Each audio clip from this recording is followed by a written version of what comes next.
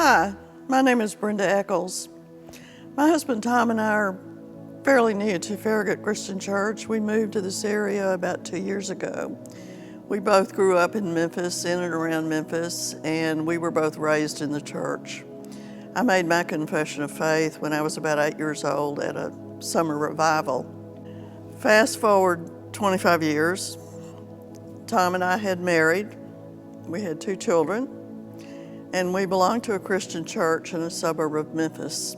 Our minister was a co-founder of the Memphis community of Walk to Emmaus. Now, let me tell you a little bit about the Walk to Emmaus in case you're not familiar with it.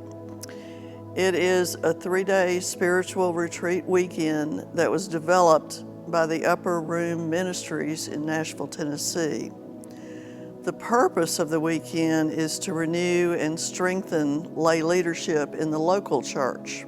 This starts with a weekend for men, and then 2 weeks later, a weekend for women. It's not exclusively for married couples, but if a married couple wants to attend, they're strongly encouraged that both spouses attend their weekends. Now, this weekend is led by a team of about 24 lay and clergy. They meet for about 3 months in preparation for the weekend. The entire effort is undergirded with focused prayer. Our minister approached Tom and me about going to the Walk to Emmaus, and I'm like, okay. But Tom's not particularly interested. But our minister asked us to go simply because he asked us to go. So we both agreed, and we signed up by the deadline, which was about 3 months before Tom's weekend. Almost immediately, I started noticing things that I can only describe as God moments. Now, up until this point, I had what I call an intellectual relationship with God.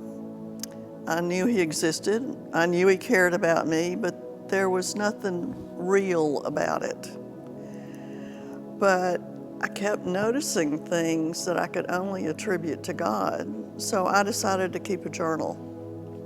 And I journaled almost daily through the 3 months up to Tom's weekend, and then through the 2 weeks while waiting for my weekend.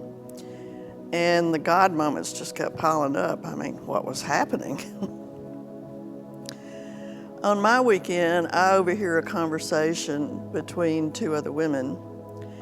We're in a pretty rustic setting with a room with 8 bunk beds, and I'm lying on my bunk resting one afternoon when the other 2 women walk in, and one of them had just given a talk about an hour before. The whole weekend is a series of talks, and participants are divided into small groups to facilitate discussion of those talks. So she had just given her talk, and she was obviously still on a high. She was effusive, she was enthusiastic. She was describing the whole experience to her friend. And she said when they first asked her, she was so scared she just wanted to say no. She's not a public speaker, never had any experience, but she was convicted that God wanted her to do this, so she said yes. And she said it was a blessing through the whole experience, preparation through delivery. And she told her friend, if you're ever asked to speak, no matter how scared you are, just do it. Those words hit me pretty strongly. I mean, I'd been journaling for weeks about God moments, and I felt like God was speaking to me through this woman. Another entry for the journal. So that weekend was a turning point in my life. I really began to have a personal relationship with God, something that was a real connection. A few months later, I was asked to speak at my local church, and I was scared, and I wanted to say no. I mean, I'm an introvert who really likes to be in the background. I'm not a public speaker. But what choice did I have but to say yes? So I did give that talk. I was scared, but it was a blessing. It was such a blessing.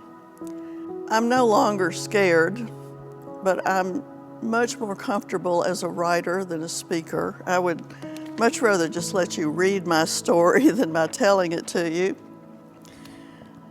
But God has blessed me time and time again whenever I speak. I've been very fortunate to speak in many Christian settings.